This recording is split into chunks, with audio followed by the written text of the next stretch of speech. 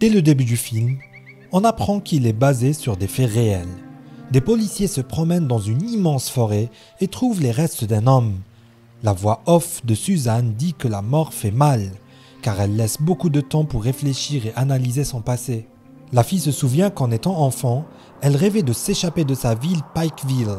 Malheureusement, tout ne s'est pas déroulé comme prévu. Suzanne se rend à la banque pour encaisser un chèque.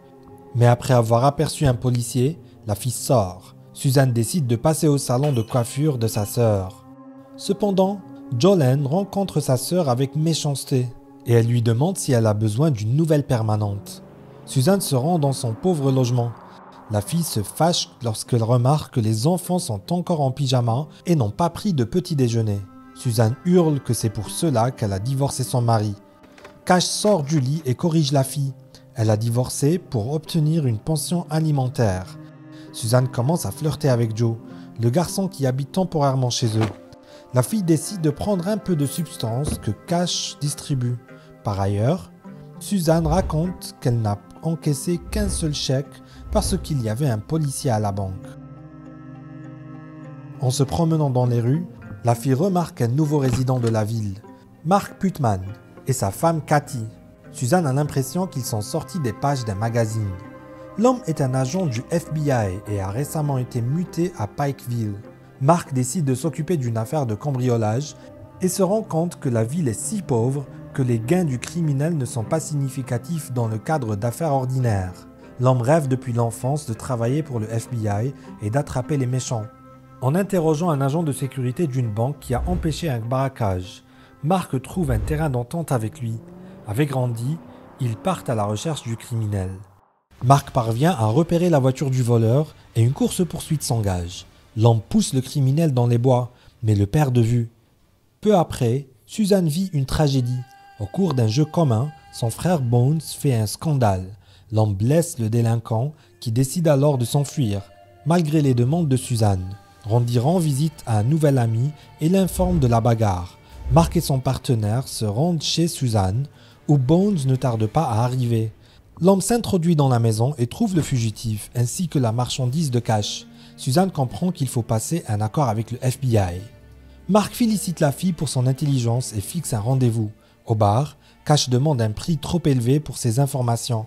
Suzanne est appelée au téléphone et apprend de sa sœur qu'elle est sur le point de recevoir la visite des services de protection de l'enfance.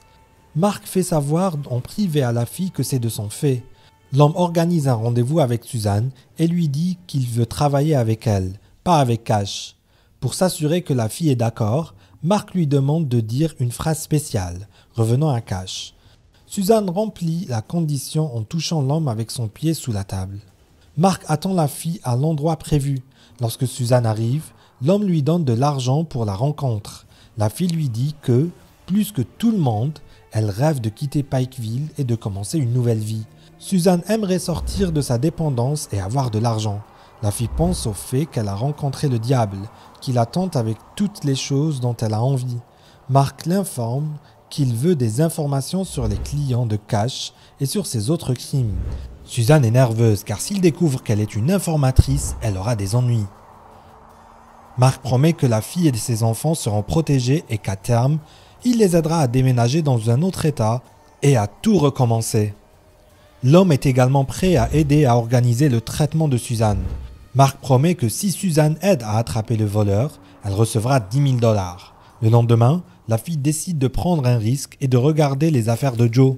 L'homme se réveille, mais ne fait que flirter avec Suzanne et dit que l'arme cachée dans le sac lui donne un sentiment de puissance. La fille rencontre Mark et essaie de se mettre en valeur. Cependant, Suzanne est toujours nerveuse et dit qu'elle a peur de donner des informations. Mark encourage la fille et lui dit qu'il est temps pour elle d'arrêter de se traiter comme une radine. Prenant des substances, Suzanne regarde les enfants et réalise que, pour leur bien, elle doit prendre un risque. La fille voit Mark dans une autre ville et lui dit que le cambrioleur que tout le monde recherche est Joe. Suzanne a vu en sa possession exactement la même arme que sur les photos de la police. Mark permet à Joe de cambrioler une autre banque, mais une capsule de peinture éclate dans l'argent. L'homme voit Suzanne et lui demande de l'aide pour retrouver le voleur. Le soir, Joe appelle Cash et lui donne un numéro où il peut être trouvé. L'homme écrit le numéro de téléphone sur sa main. Suzanne séduit Cash, voit le numéro de téléphone et le donne au FBI. Mark fait bientôt une descente dans la maison où se cache Joe et son complice. Le FBI parvient à appréhender le criminel pour le plus grand bonheur de Suzanne. Après cette détention, la fille s'obstient à nouveau à harceler Mark et lui propose de passer la nuit ensemble. Cette fois, l'homme ne peut pas refuser. Ce n'est qu'au matin que Mark rentre chez lui et raconte à sa femme qu'il a aussi réussi à arrêter le criminel. Cathy remarque une marque sur la joue de l'homme.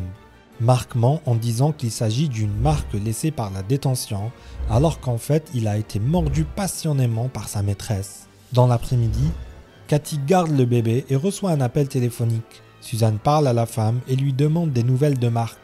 Après avoir appris qu'il n'est pas à la maison, la fille propose à Cathy de prendre un café. Suzanne discute avec la femme et apprend que son interlocutrice menait autrefois une vie silencieuse, mais qu'elle est revenue à la normale. Cathy a désormais un plan quinquennal avec son mari.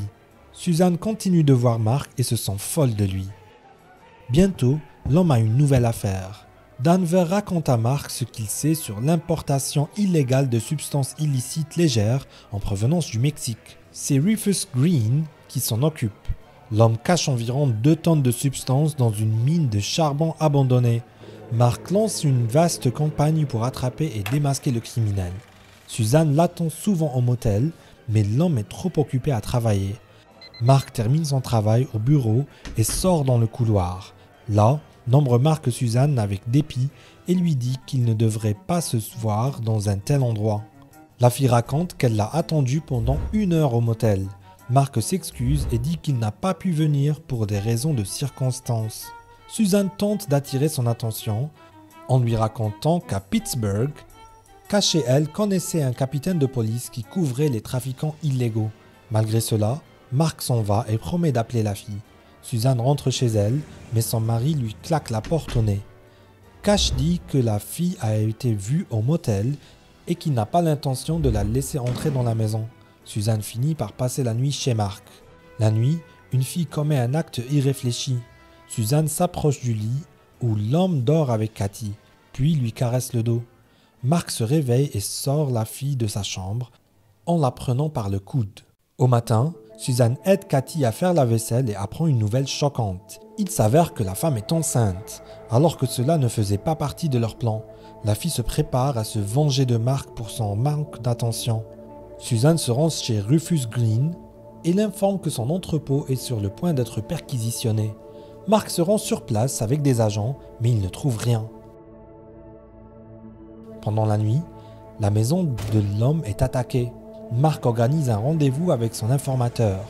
L'homme croit que c'est Suzanne qui l'a dénoncé à Green et qui a mis sa famille en danger. Mark donne de l'argent à la fille en échange d'informations sur Joe, puis lui dit qu'elle ne peut l'appeler que dans des cas extrêmes. L'homme dit à Suzanne que leur liaison n'a que trop duré. La fille rentre chez elle et décide d'acheter une nouvelle décapotable. Suzanne donne à son mari une partie de l'argent et lui propose d'oublier le délit. Mais elle se retrouve à l'hôpital après avoir été battue. À son réveil, elle aperçoit Mark à son chevet. L'homme donne à Suzanne une carte de sa part et de celle de Cathy. La fille dit qu'elle ne peut pas vivre sans Mark et lui demande de rester. L'homme résiste d'abord car il ne veut plus trahir sa femme, mais il ferme quand même la porte du service de l'intérieur. Bientôt, Suzanne témoigne contre Joe au tribunal. Grâce à cela, Mark devient une star au FBI. L'homme fournit à Suzanne un refuge pour les agents, puis déménage à Chicago, laissant tout au nouveau chef du département, Bob. Bientôt, la fille décide de parler à Cathy. Suzanne hurle qu'elle a couché avec Mark, mais cela ne la met pas du tout en colère. Cathy dit qu'elle est vraiment désolée pour la fille, car elle voulait voler la vie de quelqu'un d'autre pour être heureuse. Suzanne reste à Pikeville, mais elle est agressée par la fille de Joe. Suzanne va voir Bob, mais elle dit qu'elle n'ira pas à l'hôpital. Mark reçoit bientôt un appel de son bureau. Au téléphone, Suzanne l'informe qu'elle est enceinte. Mark lui promet qu'ils se reverront dans 15 jours à Pikeville. L'homme trouve Suzanne en état de d'ébriété et lui propose de l'emmener dans un café. Après le déjeuner, la fille dit qu'elle pourrait facilement ruiner la vie de Mark Si seulement elle parlait de sa liaison et de sa grossesse. L'homme demande à Suzanne de ne pas s'échauffer et lui dit qu'elle n'a pas l'air enceinte. De plus, Mark demande si la fille a pensé à se débarrasser du bébé. Suzanne se met en colère contre l'homme et dit qu'il a ruiné sa vie. La fille se met en colère lorsque Mark lui propose d'élever son bébé avec Cathy. Elle attaque l'homme et la voiture quitte la route pour s'enfoncer dans les bois. Suzanne dit qu'elle veut que Mark reste avec elle et qu'il élève leur enfant commun. La fille mentionne également qu'elle a déjà dit à toutes ses amies qu'elle attendait un enfant d'un agent du FBI. Suzanne insulte la femme de Mark et une dispute s'éclate entre eux. La nuit, l'homme ne parvient pas à dormir pendant longtemps. Mark a du mal à manger et à dormir et rentre bientôt chez lui auprès de sa femme. Pendant des mois, l'homme ne sait pas ce qu'il doit faire. Cependant, Mark rassemble ses idées et décide de parler à sa femme.